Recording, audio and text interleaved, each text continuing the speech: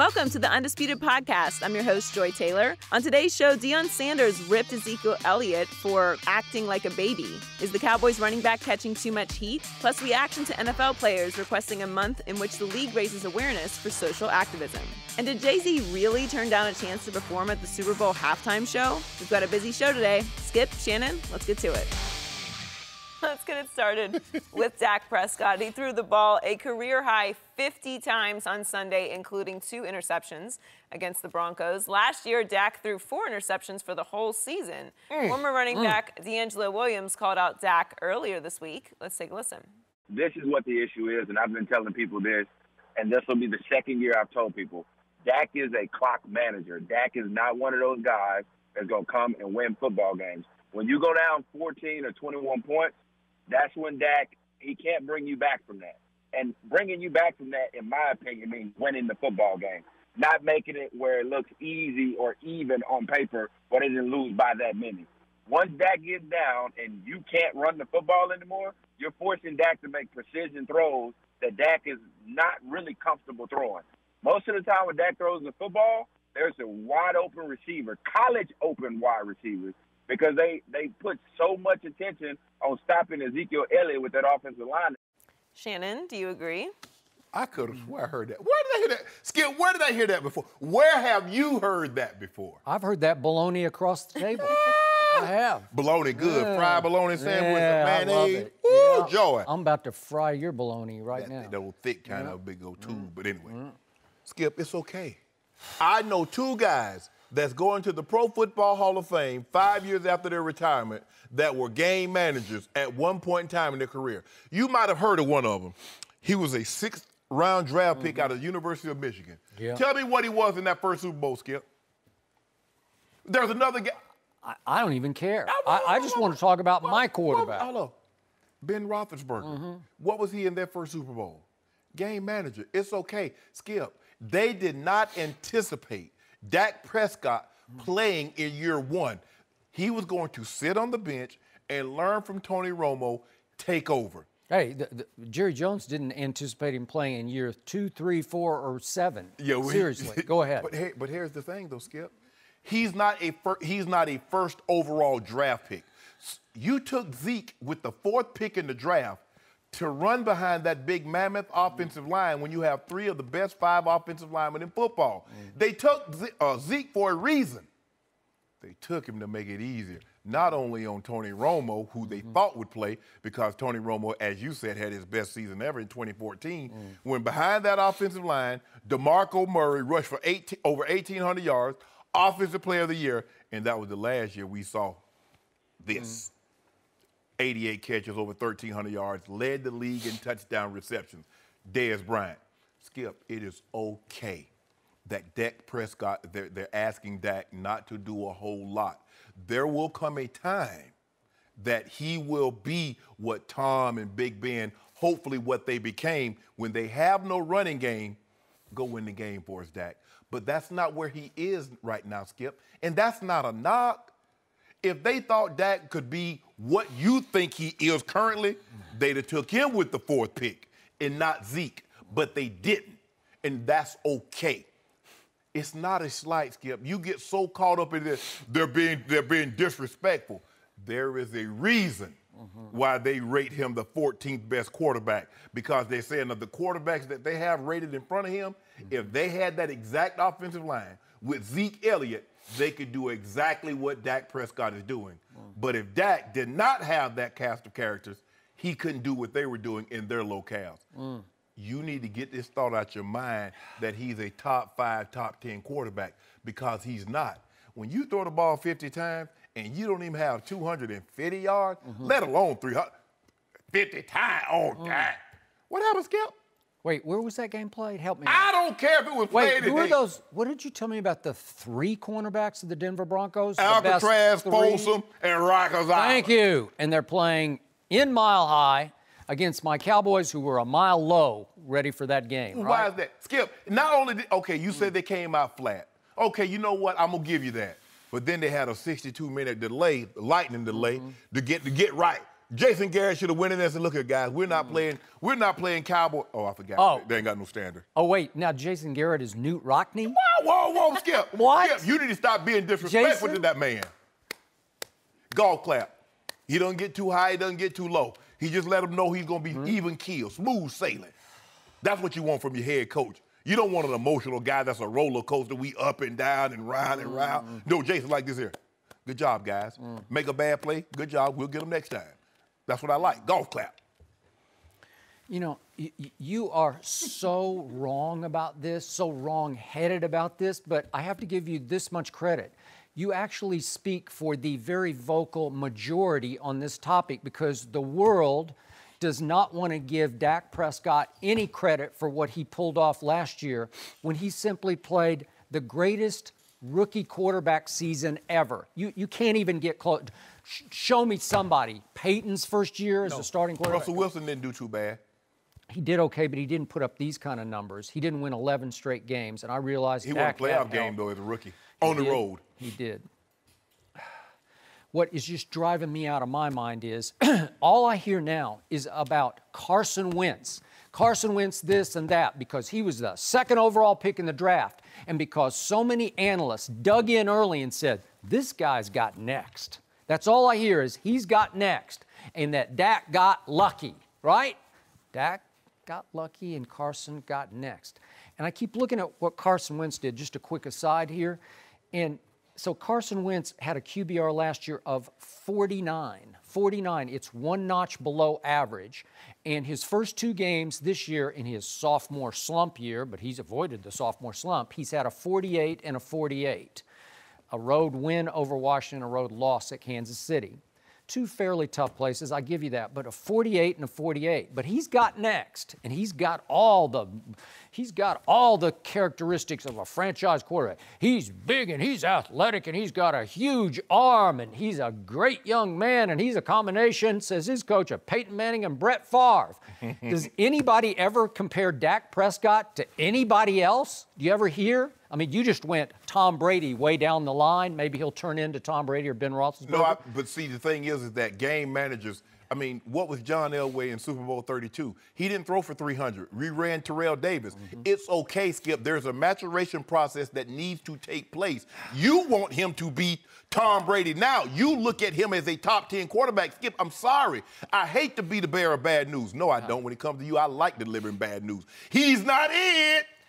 So it is now open season on my Dallas Cowboys because they got their back ends handed to them at Mile High. All of a sudden, the floodgates of criticism have opened wide. It is gushing criticism mainly from across the desk here. You're the leader of the vocal majority this week, and I get it. But now let's get back to my man, D'Angelo Williams. I've met him. I've been around him. Seems like a pretty good guy to me. Smart guy, I thought. But I'm going to cut him a little slack here because on the day of January 15th, D'Angelo Williams was still on an NFL roster. He was on the roster of your Pittsburgh Steelers. And I got to cut him a little break here because your Steelers were preparing to play a playoff game that evening in Kansas City, a game they would eventually win 18-16. And their star wide receiver would then go live on Facebook to talk about, while his coach was speaking in the background, how they were going to kick New England's whatever, right? Yep. Okay, so remember that night. But that afternoon, something happened at Jerry World in Dallas-Fort Worth.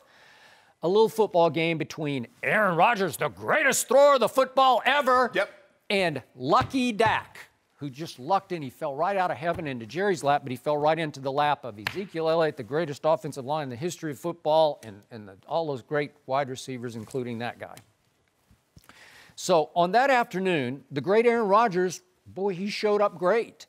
And before you knew it, it was 21-3. With 7:37 left in the second quarter, it was 21-3 Green Bay. So, Mr. Sharpe, yes, if you're going to get back in that game, you're going to have to do what? You're going to have to engage in a shootout with the greatest thrower of the football ever. Am I right? Yeah. And guess what? The game manager, Dak Prescott, proceeded to throw it 40 yards to Des Bryant for a touchdown. I don't know how he did it. It was an aberration. It was an anomaly. It was a miracle, but he did it. He pulled it off. He threw it 40 yards down the field to Dez Bryant, and all of a sudden it was 21-10. And then Aaron Rodgers, I don't know what happened. He had a 3 and out, and all of a sudden here came Dak again. 6 more plays, and he moves them 40 quick yards, and they get a field goal at the end of the half, and all of a sudden you say, that's interesting. Now it's only 21-13, but Aaron Rodgers strikes back to start the second half. He throws a touchdown pass to Jared Cook. I don't know what happened to Jared Cook later in that game. And it's 20. He went to Jared. He went to Jared. He did. Well, Aaron went to Jared, right? And all of a sudden, it's 28-13. So my game manager, you can't come back from 28-13 because we know, D'Angelo said, once you get 14 or 21 down, you got no shot. But I don't know how he did it. The game manager threw another touchdown pass to Jason Witten, and it was 28-20.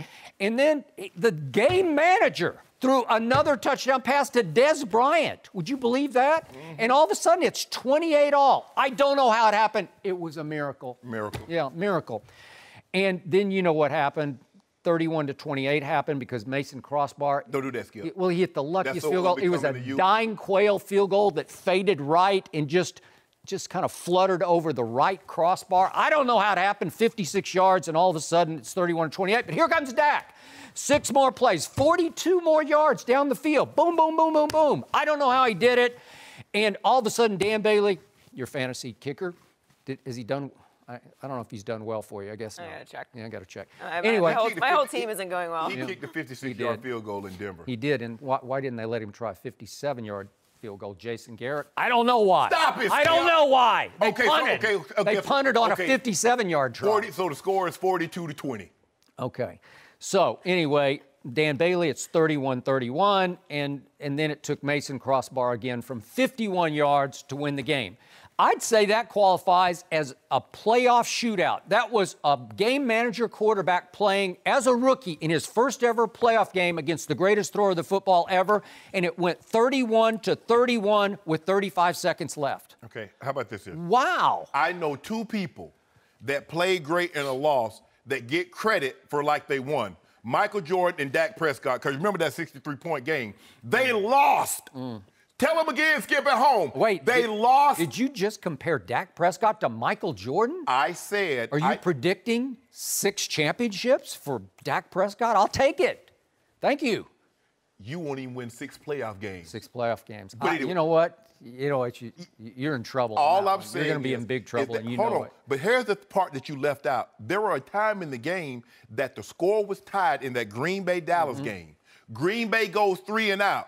Dallas Cowboys had a chance to take the lead with a field goal or a touchdown. Can you please tell the viewing public at home, what did Dak Prescott and the Cowboys offense do, Skip? He threw for 302 yards against Aaron Rodgers. Aaron bleeping Rodgers. 302 yards in a playoff game. Okay. How does a game manager throw for 302? Okay. Did Tom Brady throw for 302 in his first Super Bowl victory over the St. Louis Rams? Help me out. Hold on, Skip. I'd like to rephrase, Your Honor. Skip. There was a point in the game in which the ball game was tied late in the ball game. Yep. Aaron Rodgers and the Green Bay Packers offense go 3 and out. They punt the football, turn it back over to Dak Prescott, who you said is boom, boom, he's bang, bang. Yeah. Had Zeke behind him, that mammoth offensive line. Dez Bryant has 2 touchdowns at this point. Jason Witten, who's the greatest tight end to ever breathe oxygen. Can you tell the viewing public and the listening audience that's driving in their car on Sirius satellite radio, what's our XM station? I don't know. Okay, but anyway, they're listening. Can you tell the people what Dak did when the score was tied with a chance to kick a field goal and take the lead or a touchdown? He had put up 31 points in a playoff game as a game manager. Help me out. Okay. How bad is that? Okay, but how about this here? You keep going back to Carson Wentz because Carson was the number 2 That's all I hear about Carson Wentz. What? Boy, is he something? Is he going to be? He's going to revolutionize football. Do you feel comfortable saying that Carson Wentz has the same amount of offensive talent in Philly as Dak has in Dallas? Do you feel comfortable saying that? No, but he's got a lot, and they gave him a lot of new toys, new weapons. Alshon, Torrey Smith. So Alshon, which one of those are better than? You know what? Right now, I think Alshon and Torrey Smith are better than Dez. Okay, you out on Dez now. I'm way out. That was abominable what I saw. Think about this, Skip. No quarterback in the history of the 98 years, this is the 98th year. They say they've been playing football since the 1920s. That's what the NFL recognized. No quarterback in the NFL history has landed into a more favorable position than Dak Prescott. Would we agree on that? I guess so. I'd have to think back. I haven't really gone through my memory bank on that one. I have. I've done the research. I mean, you could argue Russell Wilson fell into a pretty great situation. He didn't have the 3 best offensive linemen. Yeah, but he had the best defense in pro football, like by far. By far. But here is the thing, Skip. He plays offense. I'm talking about his offense. He had 3 of the best offensive linemen in football. He had the NFL's league-leading rusher, who was an All-Pro. He had a former All-Pro at tight end and a former All-Pro at wide receiver. No quarterback had a more favorable position, especially when you factor in the offensive line. Now, Peyton, when he got there, he had Marshall Faulk and Marvin Harrison, 2 guys that ended up in Canton. But his offensive line was nothing like this. So he led the NFL in interceptions his first year as a starter. So although Dak did not lead, are you saying he's going to have a better career? Because you know Peyton is a 5-time league MVP. I got it. He's the only man to take 4 different coaches to the Super Bowl. He's the only man to go to the Super Bowl with 2 different teams. So let's tear down Dak by trying to compare him to Peyton Manning right now. No. Well, let's try to hype Dak because he went head-to-head with Aaron Rodgers in a loss. Okay, you know what? Conor McGregor did a great job for 10 rounds. He really did. But what happened when he went out to that deep water? Well, he got robbed by the referee. Don't do that, when Skip. he got Floyd in trouble in the corner. They won't hit him with a low blow. But that's neither here nor there. Skip. It's okay. Skip. The man is Skip. Dak is getting hit with low blow after low blow, mostly from across the table. Skip. He's only in his 2nd year. It's okay. So if they don't turn the playbook over to him. Just another thought for D'Angelo Williams about Dak's first year as a first-year rookie starter, thrown into the fire to replace the beloved Tony Romo and Cowboy Nation. How about that game at Joy's hometown, at Pittsburgh? Remember that game? Yes. It's another shootout with a quarterback who's bound for the Hall of Fame. Yes. Ben Roethlisberger, you brought him up. Yes. The final score is 35-30, and in that game, Dak Prescott goes 22 of 32 for 319 and drove his team 5 plays, 75 yards with 42 seconds left and won the game. Wow. Who hit the head on the goal? Is that game management? I just want to know what player hit his head on the goalpost. Well, who got him there? Oh, he carried him on his back? No, who got him to that down and distance? Oh, It was Zeke. What'd Zeke say after the game? The Red Sea parted, man. He said nobody was there. Nobody was home. I didn't know Dak was a Sherpa, that he carried Zeke up the hill like, Look at the bing, bing, bing that he pulled off under pressure with the poise of a veteran star quarterback. Can you tell the people at home how many yards Zeke rushed for in that game? I don't know. I think 114. 114. What's better, 114 from Zeke or 319 from Dak with 2 touchdowns and no interceptions at Pittsburgh? Help me out. We've seen Dak. Wow. We've seen Dak throw for 300 and they lose. How often do they lose when Zeke rushed for over 110? Well, now that you bring that up, in the game that Zeke couldn't rush for 1 yard in, the one where he ran into that orange brick wall, I look at Dak's numbers and I say, you know what? He threw a touchdown pass to Jason Witten that hit him right in the hands in the end zone. He dropped that one, right? And he threw a fade route, just put it right in the perfect spot for 6'2" Dez Bryant to go up over little Bradley Roby. Remember that play in the corner of the end zone on 4th and 1 from the 7? And it's a touchdown pass. So that one was not made by Dez Bryant because he didn't make a lot of plays that game, and he gave Dak an interception because we know, I think you'd be the first to admit, that throw was right on the money that went right through Dez's hands. But you know what, Skip? The problem that I have sometimes with some of your arguments is that you'll make every excuse to why Dak didn't win, but you don't want to give the other team credit. I'm giving him. I just told you got the 3 best. You got the best trio of corners in pro football. I told you that going into it. Your team was really, really, really ready to play because here came America's team, hyped up and hopped up coming into your place. But I tried to tell you that. Remember, my Cowboys were the favorite coming in, and they were offended by that. Were your Broncos? And what did I tell you? Why do you think they keep building these $2 billion buildings in Vegas? because Dallas was 2.5-point favorites, and Vegas just took all that. So I just told you 2 touchdown passes that should have been caught. That would have given him 4 for the game. He had 2, and he had 2 interceptions. One was outrageously not his fault, and the last one, as the game is completely out of hand, is, I'm not sure, but even you said, looked like it was Dez's fault. It looked like Dak threw it to where he thought Dez would be, and Dez was not there. But guess who was? Aqib Talib was. Well, he opened up too much thing, though. So did he throw into double coverage? No. No. Was it like an Aaron Rodgers special like he threw on Sunday night where he just, at the end of the half, it's 17-7, and he just gunslings it up the sideline, and throws it right to a Falcon? But at the end of the day, whether he gunsling, whether he was a manager or what, you get 2 columns. You got the W column, you got the L column. Now, which mark should I check in Dak's for Sunday's performance? Last year, you got to check 11 straight marks in the W column for a rookie quarterback. Last year I was 48. Yeah. And on game number 1 this year, Dak had a QBR of 70 against the New York Giants. What was his QBR on Sunday? Wow. It was 1 game. Oh, but you didn't say that about Skip when he said Dallas and the Giants. Okay, but he's talking about the entire. D'Angelo Williams is talking about the entire season. It wasn't Dak that bad had 5 on fourth-quarter comebacks and game-winning drives last year. Dak did that. You're all about the body of work, Dak right? did that, huh? Isn't that your bit? I'm all about updating that resume. Isn't that your bit? I'm all about updating that resume. Oh, it's not body of work anymore? Yeah, it's body of work. But you don't get to rest on that body of work. You got to update that resume, Joy. You know what? But what's more important, Guess entire what, season Shannon? or 2 games? You better update yours because another game's coming on Sunday, and then Monday night, you better be ready for this because you better enjoy your week gloating. PP coming too. Gloat while you can. Pat Peterson. Embrace the week. What happens to Dez Bryant when he goes up against one of them other boy dogs out there? Are you going to put some dew in Arizona? Janoris Jenkins, Talib, Harris, Roby. Pat Peterson go come see me. Maybe it's time to spread the wealth a little bit on Monday night. No, hold on. You ain't spreading no. Cole Beasley? Hold on. How about Jason Witten? Boy, hold up. He caught a bunch talking of about balls. spreading the wealth and Dez Bryant making $14 million. I wish I might. You better come show up. No mercy. Ezekiel Elliott was called out by Jason Garrett on Monday for his lack of effort during 2 interceptions in Sunday's game. The first came in the 3rd quarter when Zeke stood near midfield with his hands on his hips while Chris Harris returned a pick. And the second came in the 4th quarter when Zeke appeared to make no effort chasing down Aqib Talib on a pick 6. Hall of Famer Deion Sanders called out Zeke, saying, "Now we found out what's really inside of Zeke. He's pouting. He's acting like a baby. You're not going to see that from Emmitt Smith. You're not going to see that from Marshall Faulk, LaDainian Tomlinson. That's why we have to quit putting these youngsters on a pedestal and make them earn this thing. They had 1 good year." Shannon, what's your reaction to what Deion said? I agree with everything he said. You need to make them, like Smith Barney used to say, they need to earn it.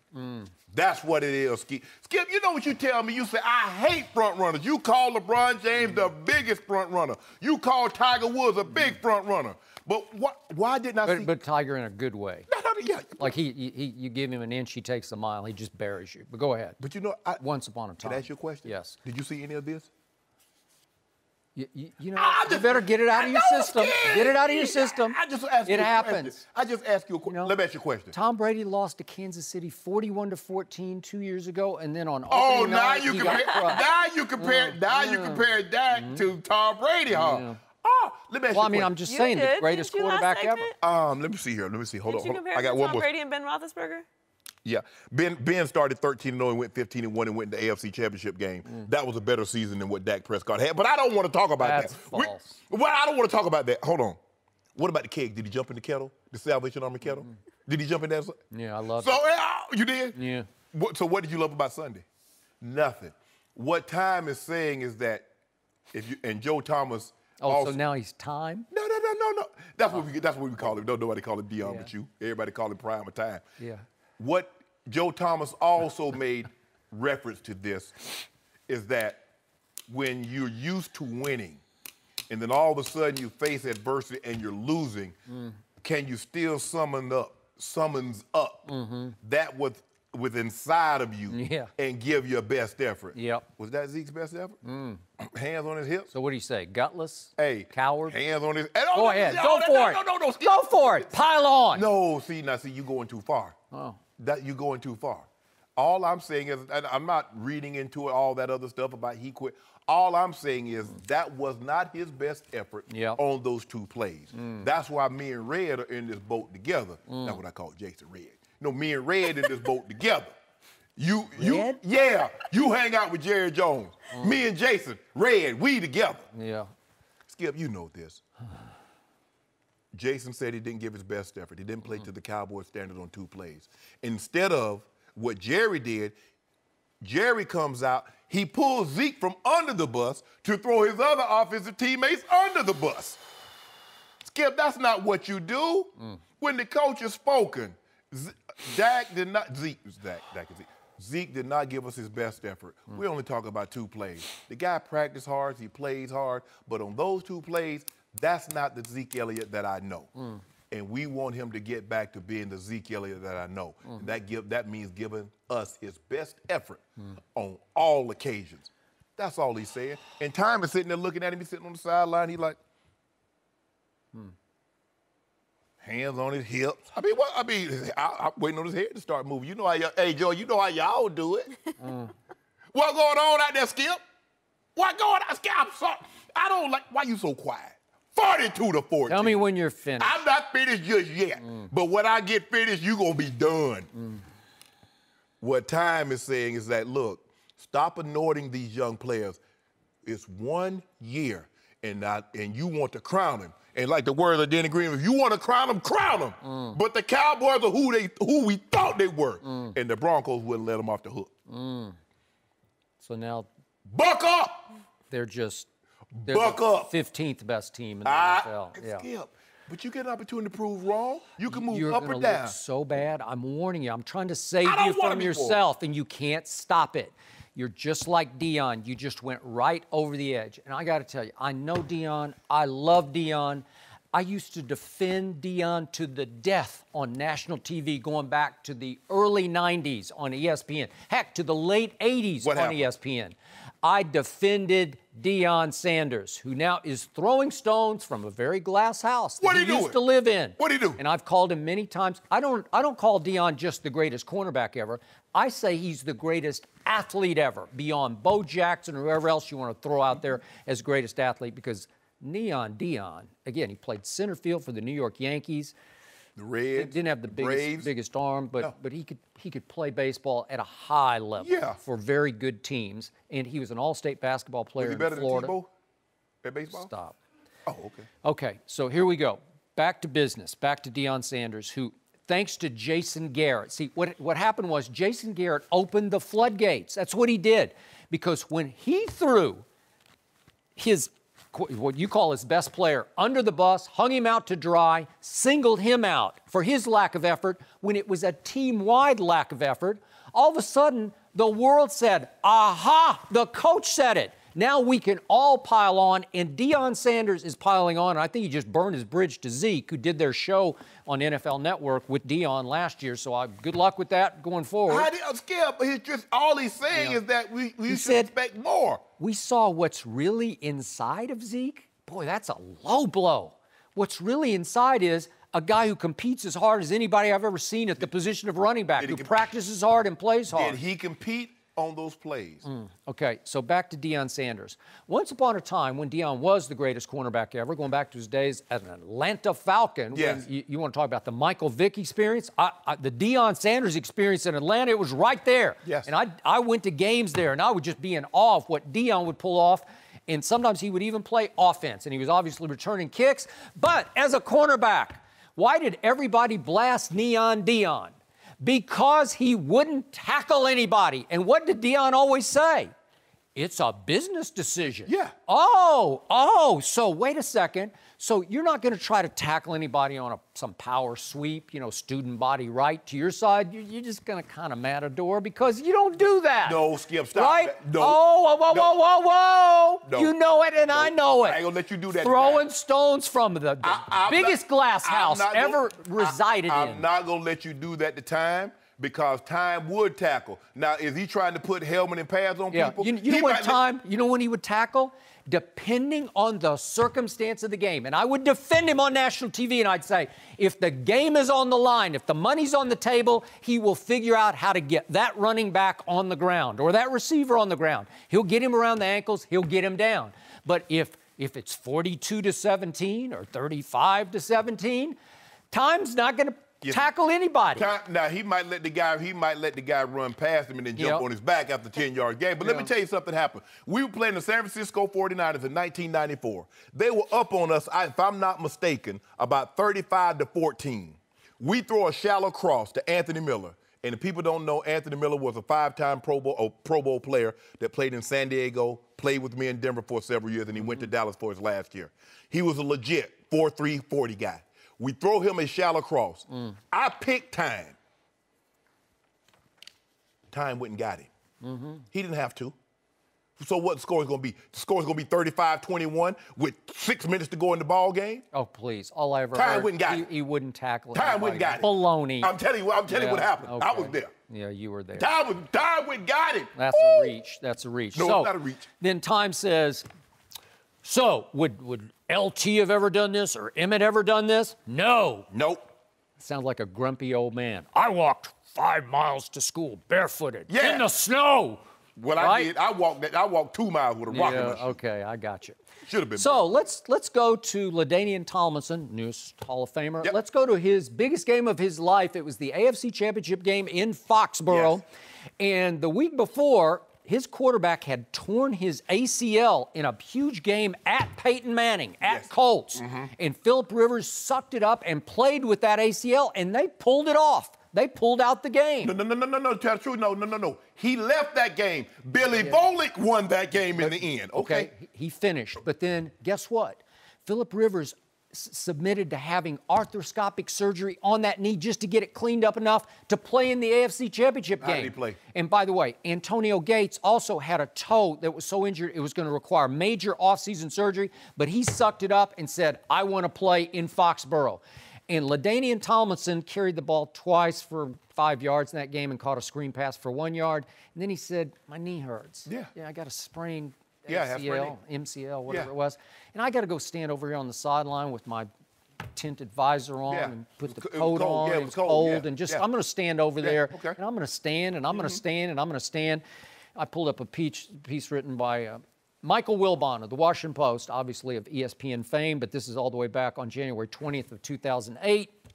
And Michael's talking about how the play of the game was a big 3rd and 1 at the New England 4 mid-third quarter, and it was a close game. It was 14-9 Patriots at that point. So the game's going to turn on this play because 3 times San Diego went inside the New England 10 and wound up coming away with 3 field goals. Right. And so Michael speculates about, well, what would have happened if LaDainian had been in on that play, because it was Burner Turner, remember him? And he got blown up by Junior Seau in the hole on that play and lost 2 yards. And so Michael Wilbon's conclusion in his piece for the Washington Post is the Chargers might not have been willing to say so in the locker room immediately afterward, but surely they will wonder what would have happened had Tomlinson been running the ball in that situation. And the big theme after that game was, why didn't he suck it up and play? And I can tell you from knowing people in that franchise who will go nameless at this point, they were really upset with LaDainian. You just got to suck it up and play. This is your shot to get to a Super Bowl. No. First of all, interesting. Philip Rivers is not a mobile quarterback. So he had the brace on. He's still wearing the brace to this day. Antonio Gates' game was not predicated on speed. LaDainian Tomlinson was a shifty running back. He's not played. Trust me, I played in the Super Bowl, which is the apex. If you play pro football, that is the biggest game you can play in. I sprained my knee. I tried to suck it up. I couldn't. I went and sat on the sideline. That's why they paid Carswell and Chamberlain. That was their job. Michael Turner was earning a check. Fill in, do your job as a backup. Skip, I get it. So Philip Rivers played with a torn ACL, and you wouldn't play with a sprained? Why didn't Tom Brady play the rest of the season with a torn ACL? Well, I'm just saying. But Philip Rivers did. Why didn't he sucked it up? Why didn't Tom He needed Brady? full-blown surgery. Why didn't Tom Brady do it? I'm just saying, it was 1 week, one shot to go to the Super Bowl. It's this is your shining moment, your only breakthrough moment, and you blew it. I know, Skip. I played Really? with a guy that tore his ACL on the first play of the game, on kickoff, and played the rest of the game. But Skip, to say LaDainian Tomlinson did the exact same that Zeke Elliott. But to quote Neon Deion, maybe we saw inside LaDainian that day. That's how he's talking about Zeke, right? So let me ask you a question. When Tom Brady sprained his ankle in the AFC Championship game, why didn't he stay in there? Why did they bring Drew Bledsoe in? I don't know. Guess he's just not made of tough enough stuff. So Skip, don't do that. I'm doing it. Now let's get to Emmitt Smith. I was there, so I know what I'm talking about at this. Year 4, 5, and 6, Emmitt Smith, he'd gain 6 or 8 yards on a play, and he would just run right out of bounds while avoiding contact. Yeah, good. And a lot of his teammates, trust me on this, started to get really annoyed because they'd say, gee, if he just lower his shoulder, he'd get us, 3 more yards, because you could get him pretty easily, Emmitt Smith. And once again, it was Emmitt's business decision to avoid that kind of contact, and that allowed him, avoiding all that contact, not gaining those yards, it allowed him to go wind up in Arizona and break the all-time record. Well, he broke the record with the Cowboys, but he got some extra yards with the Arizona Well, he piled them on, right? Yeah. And he was able to play that many years because he would run out of bounds. It's okay. Is it okay? Is it okay? Yeah. Is it lack of effort? Are you seeing inside of Emmitt Smith? Did he get 6 yards? Did he get 6 yards? Did he get 8 By yards? the way, Emmitt's greatest moment, the 1993 end-of-the-year game at the Giants. Remember the game? 200. Huh? Yeah, I don't think he had 200, but when he again, fell on the shoulder. The great John Madden walked down from the press box all the way down to the locker room after the game to congratulate him. First time and the last time John ever did that, because it was the most courageous effort he'd ever seen. And I go in the locker room after the game, and a very prominent Cowboy coach, who will go nameless at this moment, pulled me aside and said, you know what? This is driving me nuts that he's getting so much credit. He had a grade 1 shoulder separation. Grade 1. He said, I promise you, this coach looked me right in the eye, I said, I promise you, half the guys in this locker room played that game with a grade 1 separation. Lies. And they asked Emmitt to take a pain-killing injection at halftime, and he said no because he was afraid of needles. Afraid of them. And so they had to give, sort of jerry-rig some sort of thing on his shoulder. And, of course, he would just drag his shoulder back to the huddle each time. And I nicknamed him Emmy Smith because he would win Emmys with that melodrama, how hurt he was. Yep. And you know what? Okay. Did we see inside of Emmitt that day? Everybody says, oh, he had minor surgery, or it's a minor injury, because that injury is not to them, or they're not the one that's having the surgery. Yeah. Emmitt Smith, way to go. There's a reason why he's a league MVP. Yep. There's a reason why he's in the Hall of Fame. There's Super Bowl MVP. Those were the glory days. So let's see. Neon Deion wouldn't tackle. Emmitt would run out of bounds without getting the 3 yards, and LT wouldn't go back in the game. Deion didn't have to tackle because this guy couldn't catch the ball. You don't tackle nobody without the ball. So guess what? The grumpy old men, they had their issues too. No, time. Okay. I agree with time. Yeah. Emmitt's my dog. You're out of time. We got to go to the next topic. No mercy. The Cowboys gave up 42 points and were blown out by the Broncos on Sunday. They are now tied for 22nd in scoring defense. The Cowboys' secondary has been ravaged by injuries, including to Orlando Scandrick and Nolan Carroll. They worked out 10 players on Tuesday, including 4 cornerbacks. We're joined by former Cowboys defensive coordinator Rob Ryan in a very fancy jacket. Thank you. Styling. That's Robert Graham, designer for the big man. Yeah, really? He going to Studio 108. Oh. That's Studio 54, Joe. Really? Look at that jacket. Oh, wait. That's Saturday Night Live, Fever, Afternoon. You know, disco, I'd be big. No doubt. Got my move. That's right. You know, looking good. Most people couldn't pull it off. You got the Gibb thing going on. He got the bad Gibb. Yeah, but you know what he's glad about right now? That he's not the defensive coordinator of the Dallas Cowboys. Yeah, Rob, how much trouble is Dallas's defense in? Not true at all. I think the biggest thing with that game is you know, the things you have to avoid as a coach is they're always and forevers. I think in the red zone, they've been playing a particular coverage, and so now Simeon ends up looking like Joe Montana. Throws 4 touchdown passes in the red zone, and you know, I mean, they make only 200 yards passing. You know, so it's not like he was just up and down the field torching them like John Elway. But you know, no room to over, panic on this situation. They got beat. It's a loss in the win-loss column. But, after the first week, every team in the league, when you win that game, you're like, oh, man, you think you can win every game. Now if you lose it, it's like, oh, God, And then if you go 0-2, God knows, the hardest thing to do is to win in this league. So, an overreaction would be to panic on this. I think they'll get it together. The run defense was absolutely disappointing. But I thought the whole team situationally, third down was a disaster for them on offense and a disaster for them on defense. Red zone both ways. So I think they got to take a good hard look at themselves, self-scout, and do a better job in those situations, and they'll be better. So Coach, if you're standing on that sideline, does it become a legitimate excuse for you in that game at Mile High when you have lost your best corner, Orlando Scandrick, who busted his hand against the Giants, tried to go after surgery, couldn't go. Nolan Carroll, they signed from Philly, where he started 54 games. I'm not saying he's a world beater, but he's a good zone corner. He fit what Rod Marinelli does. And then the kid they drafted from Colorado, Chidobe Awuzie, I think he tore his hamstring in the first quarter, because now they're saying he might be gone for the year. And all of a sudden you're down to Jordan Lewis, another draft pick, who missed the entire preseason and game one with a bad hamstring. So he'd played no NFL football at all, and you throw him into the orange fire at Mile High. Is that a legitimate excuse? I mean, the one thing is, I remember with Dallas, must be something with him. I mean, we were number 2 in the league in defense after 10 weeks and then lost every player on the team.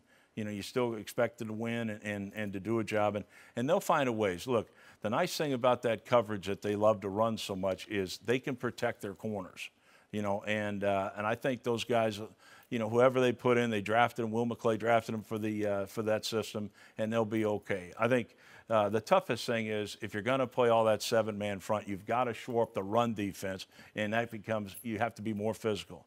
They led the league last year in run defense. They can get that done, but they got to get back to it, do a better job on it. Look at the job Denver did in the running game against Dallas. It's physical. You have to be physical. You have to have the right mindset, and I'm sure they will against, Arizona coming up, who lost their best running back. So you're saying that Shannon Sharpe is overreacting to say the Cowboys are now dead after week 2. Rob, well, I know. Yeah, I saw what he did there, Shannon. Well, I heard what Shannon's been doing all week. Well, this is what we know. The Cowboys' offense is their defense. When you play the coverage that they play, you can't fall behind. Because now when you fall behind, you got to start taking risks. You got to bring people to try to get that turnover. And now you put your corners in one-on-one. That's why all those whip routes was working, those option away. You see the running back comes out the backfield. He puts a move on Jeff Heath, goes into the end zone. You see Emmanuel Sanders, same thing, the whip route. He goes into the end zone. Because when you get guys and you put them in a situation that they're not used to, Dallas will always normally play from the lead. When you play from the lead, you can sit back there in Tampa 2, and you have all, you do your thing. But Tampa 2, when you look at it in its purest form, when you look at what they had Sapp at the under tackle. They had Simeon, who has over 125 sacks. They had a Derrick Brooks. They had John Lynch, who's going to end up in the Hall of Fame one day. So you got to look at, Tampa 2. But look what they had running that Tampa 2. Sure. And they had Rondé. Right. Oh, yeah. Who's on the ballot? Who's on the ballot this year for the Hall of Fame? Yeah. Skip, if their offense can sustain drives and minimize their defense being on the field, last year I think they were top 5 in time of possession. Well, if you're top 5 offense in time of possession, that means the weak link, which is your defense, because all the money's on that side of the football. You got all those offensive linemen. You got Dez. You got Jason Witten. So all the money's over there. If they're on the field for 35 minutes, that means your defense is only playing 25 minutes.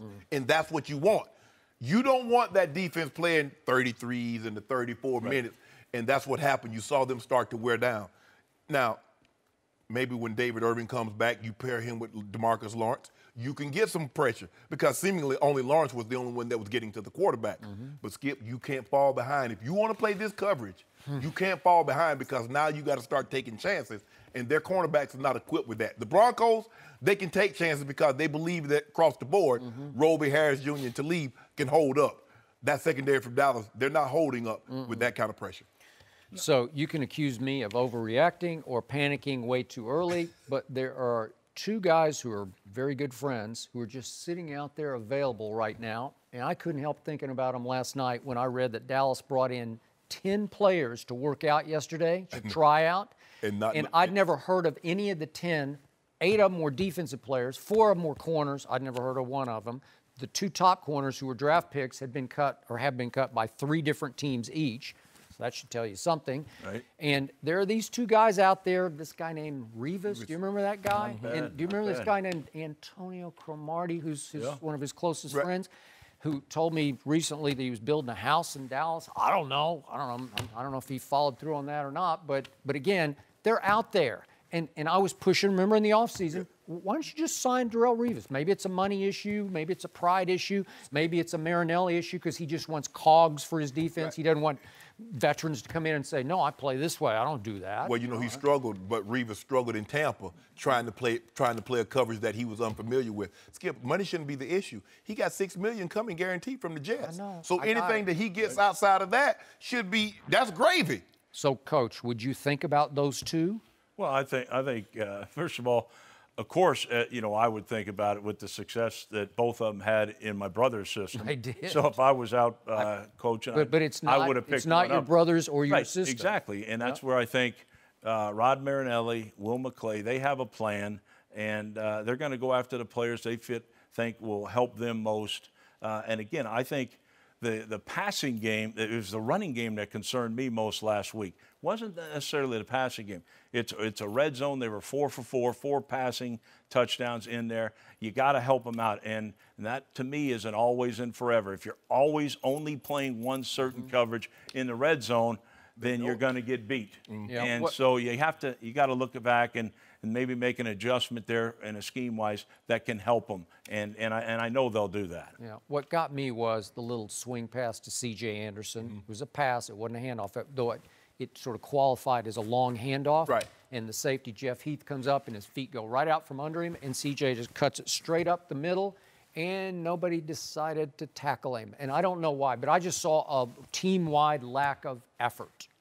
I don't know. They just weren't ready to play. What did that coverage look like to you? Were they playing 22-man? Because they weren't playing quarters coverage. No, they weren't. But that, to me, you know, quarters can look the same way if you're playing the underneath as man coverage. So, to me, either one, if you're playing either coverage there, because when he have came to down, that's what made me think it was. And you think that, and also, you know, he's got to come down and make the tackle in the open field, which obviously, if you're playing any kind of zone and then clamping down to play coverage, you're counting on that guy coming down and making that tackle within that 5-yard no cover zone. And if you don't do that, you know, you get a game like this. And it just makes me so upset. Never, ever let an offensive player cross your face. Can you tell them that, Rob? As a defender, you do not want that offensive player to cross your face. And especially in man coverage. No, if you don't do that, over. You're playing some other coverage, but it's not man. It's I don't know what coverage, but you don't want to be in an I don't know what. So, Rob Ryan says Cowboys are okay. They will be. They're playing the Arizona Cardinals. You heard what he said. He said they were okay. Yeah. How you doing today? I'm okay. You know, I ain't say great. I ain't say good. Or you could say, I'm okay. I'm okay. They'll get this. Hey, look, there's no reason to panic over this. The thing that was disappointing is the offense was getting shut down. That Joe Woods, you were talking about these young coordinators. There's 2 young coordinators, Joe Woods and Manuel out there in Atlanta. These 2 guys will be head coaches next year. Young, smart. They did a great job. You have to take their hat off to those guys.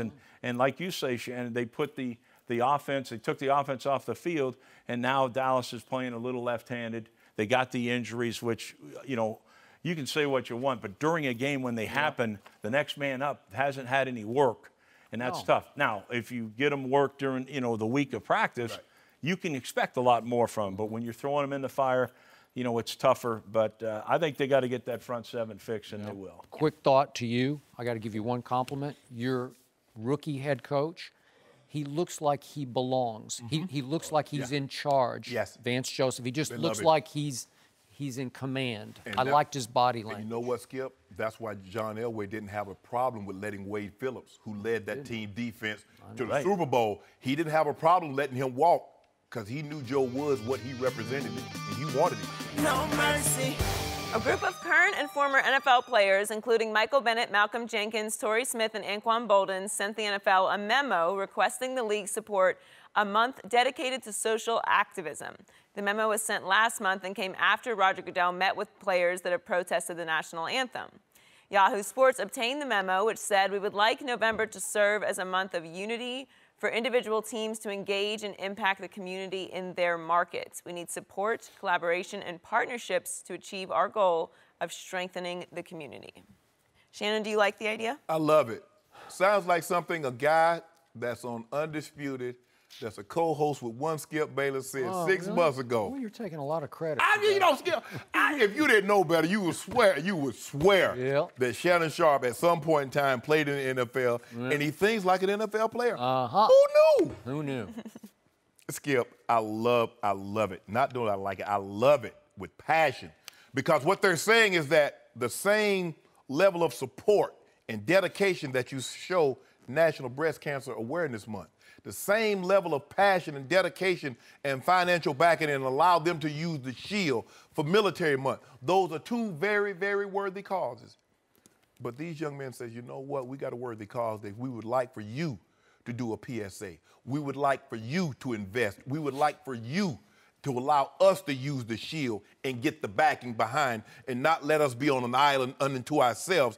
Although you say we're our family, you say that we are a team, but when it comes to this issue, it seems that we're not a team, that we're going solo.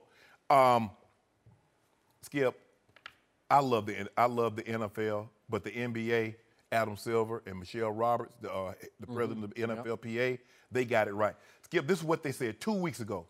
None of us operates in a vacuum. Critical issues that affect your society also impact you directly. The letter reads, fortunately, you're not the world's greatest basketball players.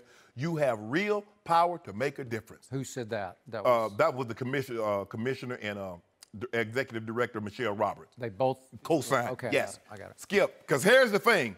See, what we see a little bit is that we want athletes, sell your car, sell your sports drink, sell you some sneakers, or maybe a car or something. But when it comes to this issue now, we want y'all to just play sports. And the NBA says, no. You don't operate in a vacuum. Just because you jump high and shoot the ball from a long way, you're not unaffected by this. We want you to be active. You see, they're saying, you keep talking about this, the flag, and if you read this long, and obviously we can't read this on air, Skip, it's like you keep talking about the protest. But the protest was to draw attention to what's happening in our communities. That's what that was. It's not about that. It's not about the flag. It's not about the anthem or the military or the police. We're trying to get you to engage us in what's going on in our community and how it's affecting us. So we want you to have a month dedicated like you do breast cancer, like you do the military, when you have that peak, but here's the thing though, Skip, this is what the NFL is going to have to do, because the hardest thing to do is turn the card over that got a lot of money in it. You don't want to upset that. See, it used to be a week, but the NFL's like, hold on. Women, they want to buy those pink shirts that the coach has on the sideline. They want that hat. They want that pink towel. They want that camouflage for military. Wait a minute. You mean to tell me if we mass produce this and not only just make it for the teams, but make it for the general public to buy? So the NFL, they're going to do their homework. Can they make money, Skip? Because the NFL is a business. Let's be real now. It is a great business. And in business, you go in business to do what? To make money. The NFL's logo, motto, if it makes dollars, it makes sense. C-E-N-T-S and S-E-N-S-E. So that's what we know. Skip, I love this. Because you're getting guys that says, okay, NFL, you say we're family. You say we're a team, let's partner up with this, because 70% of us that represent this league on the field, they look like me. They come from communities like this. And this is a serious issue for us, and we want it to be addressed. So I commend them. Okay. I like the concept of this, but I need to ask you some questions. Sure. Because I don't have enough answers, because it sounds like they signed some sort of agreement between the parties where they wouldn't speak about it. So those 4 players did not comment on this. Correct. So I'm not exactly sure where we're heading or where we came from. But is this, in effect, some sort of compromise that they offered up to the commissioner, because this was back in August, a la, okay, we will no longer kneel or sit during the anthem if you will give us a month to honor our activism. Right. Is that going on here? Because I don't want your movement to get patted on its head, you know, like, well, we'll give you this, but you guys got to refrain from that. Well, I don't love that part. Well, if you're going to address the issue that led us to protest anyway, okay, now we on to something. But if you think you're just going to appease me and says, okay, we'll talk about it, well, I'm going to go back to doing what I do because I need to get your attention to make sure you address these issues. So if you're going to address the issues that led to the protest to begin with, okay, let's talk. So will an activism month dedicated to black activism, what impact will it have? Will it just be lip service? What will it have the impact that players have had, especially one player kneeling for the anthem? I believe it will, because here's the thing, Skip. You got people within the business trying to protest, but you got the business trying to suppress the protest. Okay. So now if you get on and sign on for this, like they do Breast Cancer Awareness Month, like they do the Camouflage and Military Month, now you're on to something. The NFL is a big, Skip. Why do you think they protect that shield at all costs? They know that shield is valuable. They know that shield carries a lot of weight. It's going to change the way people look at Colin Kaepernick and the protest if the NFL says, you know what, there is some issues. We see it, and we want to be a part of helping to resolve these issues. All right, I'm with you. Now, forgive me for saying this. I probably should not say it, but I'm going to say it because it's in my heart to say it. I cringed when I heard the analogy to Breast Cancer Awareness Month.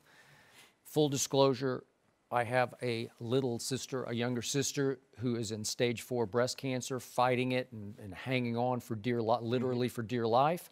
And so I cringe because I'm the first to step up and stand up on the show and say racism in this country is a major problem. Right. Not a minor problem, a major problem. But breast cancer, the guesstimates are, is going to take 40,000 women's lives just in this country a year. 40,000 lives?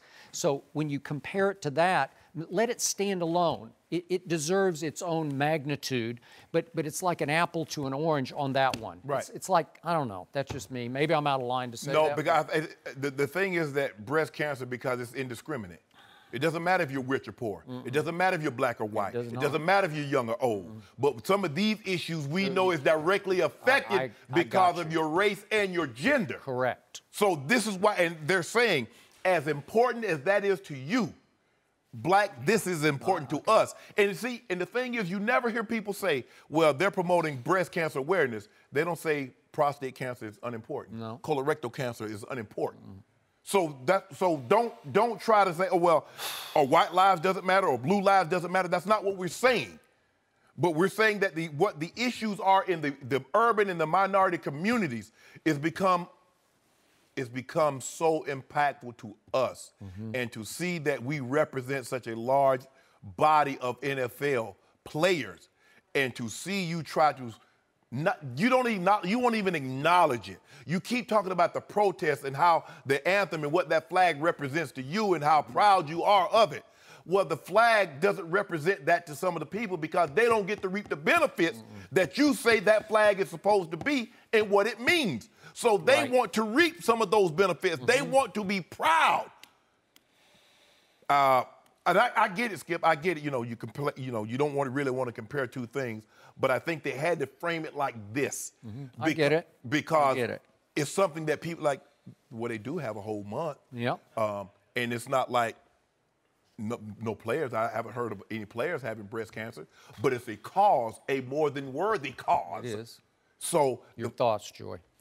I think that the way that they're phrasing it actually makes sense, because a big critique that particularly Colin Kaepernick has been met with is that he actually isn't in the community, and a big criticism of Black Lives Matter and a whole movement is that they don't actually go into the community and actually try and educate or improve the situations in their own communities. And what this letter sounded like to me was each of these individual teams will be given an effort to go into their community and actually institute change in the city that they are in.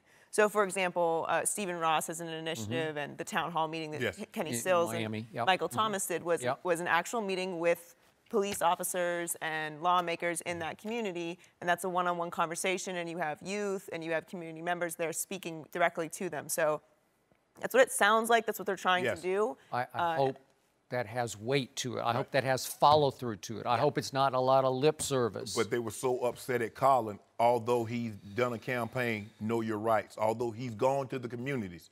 Well, that would take time and research, Shannon. We know that. The people don't have time for that. Yeah. He obviously, like, he's put his money where his mouth is. That's not hard to find. Right. He's given $1 million of his own money and dedicated jersey sales. And listen, but you notice what Joy, they so upset at Colin Kaepernick. Guess what they're doing, Skips, to this day?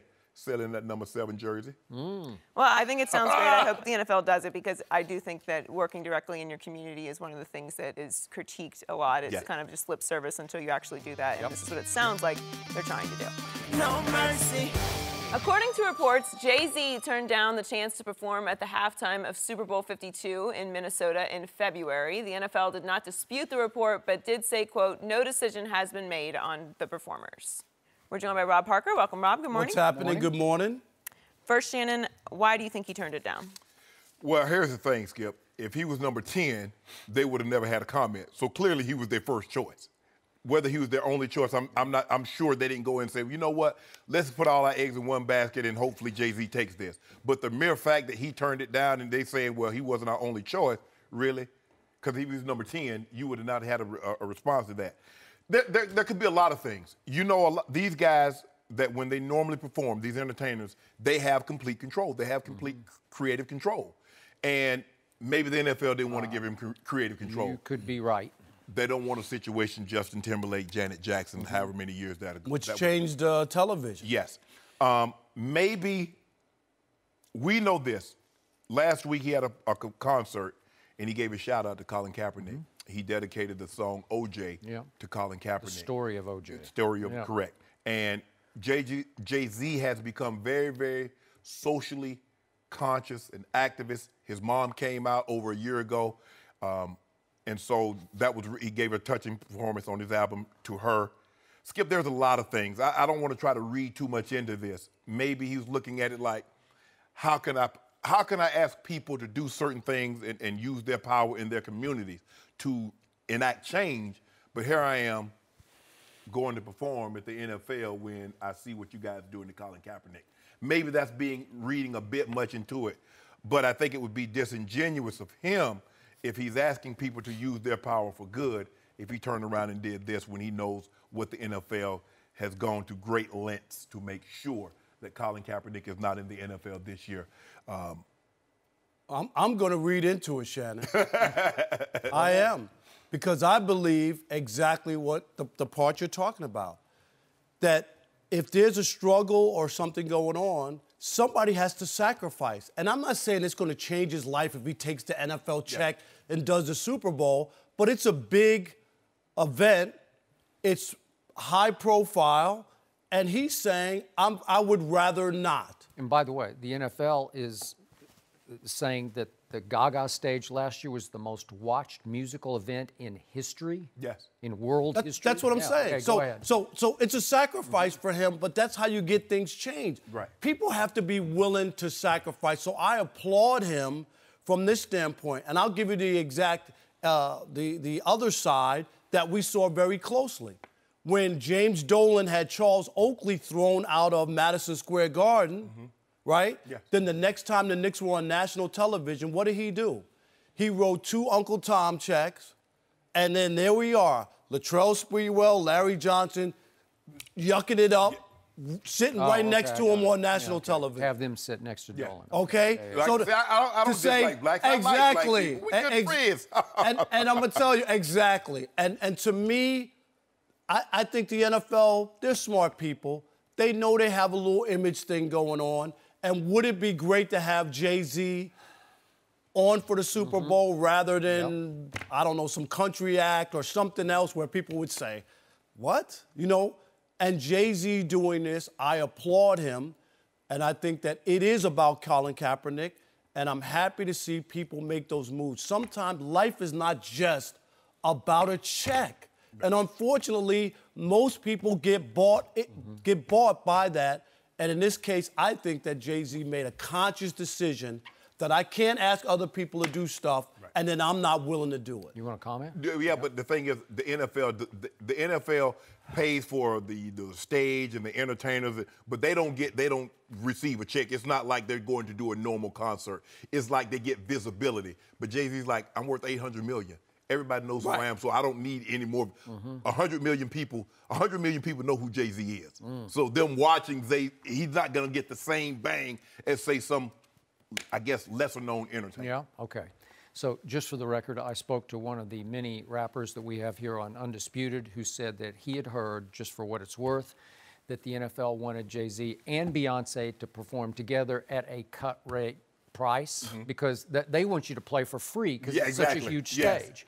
And that it had something, if not everything, to do with the bottom line, which is always the bottom line. It's money. Yep. But to me, I can see the other way around from what you're saying. You're saying he made a statement by saying no. Right. I can also make a strong case. He could have made a stronger statement by saying yes and just do it for free, but just like the story of OJ. Have you watched the video with that? Oh, wow. You don't think that's... Now, would the NFL allow that? No. See, Skip, that's what I was you going want to a say. statement. You want to use their stage to make that statement, or even to come out with Colin Kaepernick jury zone. That's what I'm saying. At least that. Oh, and then all of a sudden the lights and the mic gets cut. You want to see the Super Bowl show cut? But then 2 years ago, Beyonce came out in what looked like anti-police dress, formation. right? And a lot of the police departments said we're going to boycott her concerts because she was anti-police, whatever. But she did make a statement, and for them to see if this is true, they wanted Jay-Z and Beyonce both. Well, they can't afford them. Well, again. Well, they can't, but they would say, you can't afford us. Like, they're saying our stage is bigger than the two of you combined. Then there was the report that they wanted Jay-Z and Justin Timberlake. I don't know. But it's usually a couple. Like, the Gaga thing was unusual, and Adele had turned that down for reasons I don't know. Because Adele looks like, Adele is more of an intimate entertainer. Yeah. She doesn't have pyrotechnics. She doesn't have dancers like Gaga was spinning around up there. That's why Beyonce... She just sings. Yeah, that's true. That's why Beyonce is so perfect, because Beyonce has the She's voice, an entertainer. but then she has the entertainment side of it where she has the dancers and she's in her formation. Because I've seen her in concert. She's unbelievable. And the thing is, I mean, but how many times you going to have... She did in 2012 in New Orleans. She did. How many times you going to have Beyonce? They got to be somebody else. Bruno Mars was unbelievable also. Katy Perry. I mean, but at some point in time, Skip, you're going to have to branch out. You're going to have to give somebody else an opportunity. And I know each network wants to have the biggest entertainer. Well, Rolling Stones. Well, can I get U2? Well, can I get the Eagles? Can I get, you know, everybody just, it's always trying to one-up the year before. But Jay-Z and Beyonce, that's a bit. I mean, I think that there's a little bit of a separation between the culture and the NFL right now. There's people boycotting the NFL, and the NFL is, for the most part, at least the owners, by not signing Colin Kaepernick, have kind of said they're not super concerned about what the black fans think about them at this moment. So it would be, I don't want to go so far as hypocritical, because I do agree with you, there are some things that Jay-Z could have done, but Jay-Z doesn't need the Super Bowl. No. Jay-Z and Beyonce together are worth over $1 billion. He doesn't need the visibility.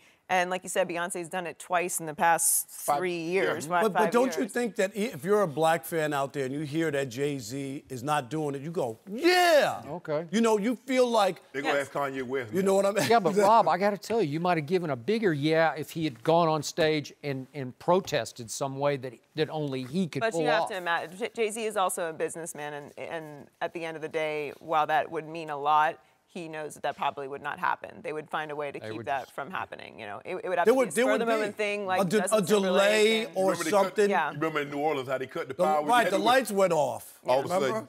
Do I? So we'd be up there with lighters. Sing it, Jay-Z. No mercy. Thanks for listening to the Undisputed Podcast. I'm Joy Taylor. Join us again same time tomorrow morning, 9:30 Eastern. We'll see you then. Fox Sports 1 of 1.